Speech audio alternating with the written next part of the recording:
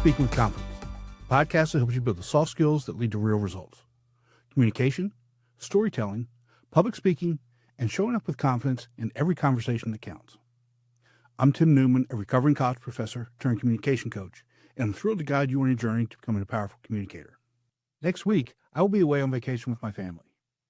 On Monday, July 28th, there will be a new episode with Richard Reed as the guest. You're going to get a ton of value from his insights. On Thursday, July 31st, there will be a rerun of one of the most asked for topics. And we'll be back on our regular schedule the following week with a new interview episode on August 4th and a new short instructional episode on August 7th. As always, if you have questions or comments, just shoot me an email. Now, let's get into today's episode. Have you ever received feedback from a supervisor or coworker that you thought was just so bad you thought they were talking to the wrong person? Giving feedback is not as easy as saying, "You messed up, do better." Giving feedback isn't a one-size-fits-all. In fact, the way you deliver feedback can make or break workplace relationships, and it all comes down to understanding personality differences. The DISC model breaks people down into four main styles: dominance, conscientiousness, influence, and steadiness. Each style hears feedback differently. If you don't tailor your message, you're likely to trigger resistance instead of results. But when you match your approach to the person's DISC style, you build trust, reduce friction, and help people improve faster. And that's why I put together a practical, personality-specific feedback blueprint. But before we get into how to use it, let's look at why most feedback conversations miss the mark. Most feedback conversations fall short because they trigger resistance instead of encouraging improvement. One survey found that 38% of UK workers have actually considered leaving their jobs because of poor feedback. That's a huge signal that the way feedback is delivered often does more harm than good. Employees say they want feedback, but when it comes, they rarely act on it. The issue isn't a lack of desire, it's that the feedback itself misses the mark. One common culprit is the classic feedback sandwich, offering praise, then criticism, and then more praise. By blending positive and negative messages like this actually undermines trust. People start to anticipate criticism behind every compliment, so even genuine praise loses credibility. So instead of motivating change, this method often triggers defensiveness and makes it harder for feedback to land. The brain's reaction is a big part of the problem. Negative feedback, even when intended to help, can set off a threat response. When people sense judgment, their guard goes up, and they become less able to process what's actually being said. And this isn't just about wording, it's about how the message is received on a basic neurological level. And that's why even small critiques can lead to outsized reactions, and why feedback so often gets ignored or even dismissed. Even positive feedback can backfire if it's not delivered thoughtfully. Research shows that praising someone's ability, saying things such as, "You're so smart," can actually make people more risk-averse and less resilient in the face of setbacks. In contrast, praise that focuses on effort, such as, "Your hard work really paid off," encourages determination and better long-term performance. The way feedback is framed shapes how people respond and whether they feel safe to improve. Transactional analysis helps explain these reactions. When feedback comes from an authoritative or judgmental parent stance, it often triggers a child response: defensiveness, resistance, or even withdrawal. You see this dynamic anytime a manager says, "Your report missed the mark," and the employee either shuts down or gets defensive. Now, understand the feedback isn't wrong, but the delivery creates a power struggle instead of a solution. So shifting away from blame and focusing on collaboration changes everything. Instead of judging what went wrong, approach feedback as a shared problem to solve. And this mindset keeps people engaged and opens the door to real progress.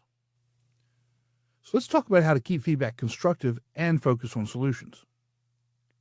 Again, transactional analysis, a framework developed by Eric Berne, breaks down interactions into three ego states: parent, adult, and child. For feedback to land well, it's essential to operate from the adult state, calm, objective, and focused on facts. When feedback slips into a controlling or judgmental parent mode, it often triggers a defensive child reaction. And you see this when a manager says, "That strategy was totally wrong," and the employee either shuts down or starts making excuses. And these parent-child dynamics create resistance and stall progress. To avoid this trap, I rely on the SBI model. The SBI model is situation, behavior, and impact. It's a straightforward research-backed method that helps keep conversations grounded in observable facts. And studies show that using clear, specific examples reduces defensiveness and keeps the discussion productive. For example, if a team member interrupts in meetings, instead of labeling them as disruptive, you might say, "In yesterday's brainstorm," that's a situation, "I noticed you jumped in while Mara was still speaking 3 times. That's the behavior. After that, the group got quieter, and that's the impact." And this approach avoids personal attacks and clearly connects actions to outcomes. Timing is also important. Research shows that feedback uptake doubles when people ask for it. So instead of offering feedback unprompted, try asking, "Would feedback be helpful right now?" or "Want to review that pitch together?" This gives the other person a sense of control and prepares them to listen, lowering the chance of a defensive reaction.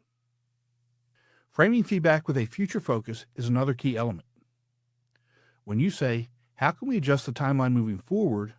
instead of "You missed the deadline," you're actually inviting collaboration and problem solving. So tying behavior to outcomes, not character, also makes a difference. For example, when the numbers came in late, finance had to delay vendor payments. That's impact based on feedback, clear, specific, and difficult to dispute. You can lower resistance further by using language that encourages ownership. For example, "What do you think we could tweak here?" Or by highlighting growth, "Let's build on what worked." These phrases keep the conversation centered on solutions rather than blame. Feedback works best when it feels like a partnership, not a punishment. Shifting from "you need to fix this" to "what support would help you succeed here" can dramatically reduce defensiveness and open the door to real improvement. Of course, even the clearest, most collaborative feedback falls flat if it ignores personality differences. So next, we'll look at why tailoring your approach to different personality types is just as important as the message itself. Generic feedback frustrates everyone involved because it ignores something critical: personality differences. The DISC model breaks people into 4 main categories. There's dominance, influence, steadiness, and conscientiousness. I struggle with that word. Conscientiousness. Each responds differently to feedback. Overlooking these differences can trigger resistance or cause you to miss the opportunity for real change. Dominance people are results-oriented and want direct, concise feedback. So you can skip soft openers like, "Maybe consider," and just go right to the point. For example, "Here's where production timelines slowed down. How would you fix it?" This style values clarity and autonomy. Just give them a clear problem and trust them to solve it, especially when there are measurable outcomes. Influence people focus on relationships and can take blunt feedback personally. Harsh delivery feels like rejection, so it's important to show support. For example, "I can tell you put a lot of work into this. Let's work on making the financial section pop a little bit more next time." When they know you're invested in their growth, they're more likely to engage and improve. Steadiness people respond well to calm, supportive, and/or patient conversational feedback. A bulleted email won't hold their attention. Try a live call or face-to-face conversation and say something like, "How would you visualize this update?" Keep them engaged by inviting their input, but be ready to gently guide the discussion back on track if it drifts. And then there is the conscientiousness people. These detail-driven thinkers want feedback grounded in evidence and specifics. Vague comments like, "Your reports need work," aren't effective. Instead, use concrete examples, such as, in the last 3 proposals, I noticed we left out market comparison data. What do you think we should adjust? This approach respects their need for logic and invites collaboration. Adding data helps even more. For example, client satisfaction dropped 15% when benchmarking wasn't included. Lands far better than a general critique. In one large study, 57% preferred constructive critique to empty praise, but only when the feedback matched their style and needs. If you're unsure which style someone prefers, pretty much observe how they give feedback. Dominant people focus on outcomes. Influenced people are gentle.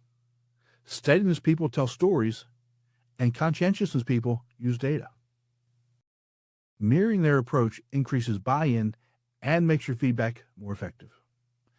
Tailoring your delivery results for dominance, relationship-driven for influence, support for steadiness, and accuracy for conscientiousness people makes feedback more actionable.